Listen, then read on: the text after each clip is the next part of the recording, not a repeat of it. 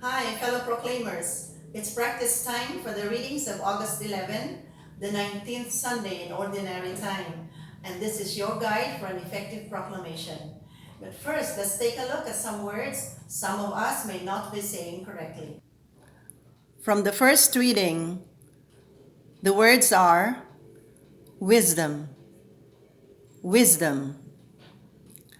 Then we have oaths and faith.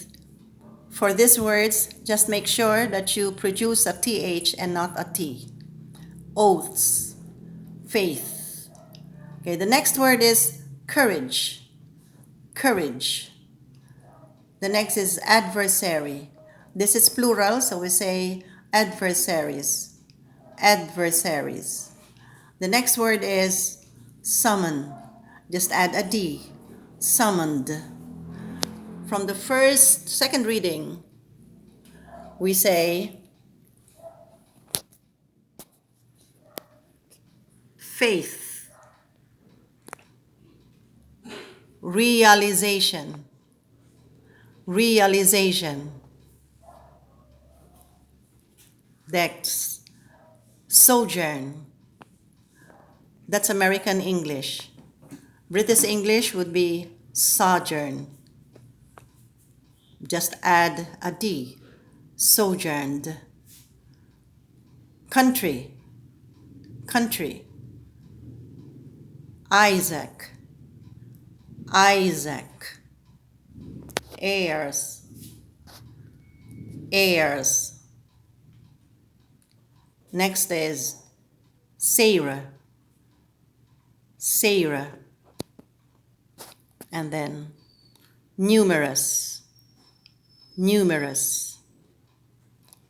Lastly,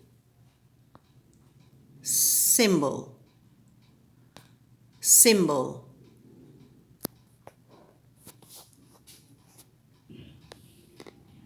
Now let's practice with the full text. Join me for further pronunciation practice, phrasing, pacing, intonation, and expression. Remember to look at the assembly when you give the introduction and when you announce the end of your reading, and in the middle and end of every thought and sentence. Now let's proceed. First reading. A reading from the Book of Wisdom. The night of the Passover was known beforehand to our fathers, that with sure knowledge of the oaths in which they put their faith, they might have courage.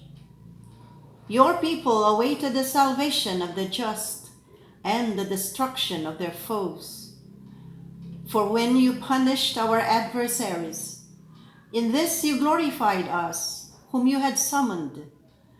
For in secret, the holy children of the good were offering sacrifice and putting into effect, with one accord, the divine institution. Second reading. A reading from the letter to the Hebrews.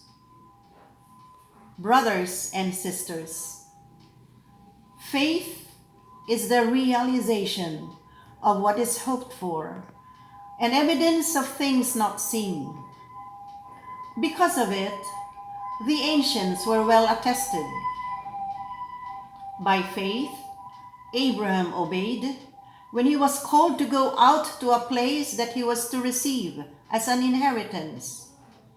He went out, not knowing where he was to go.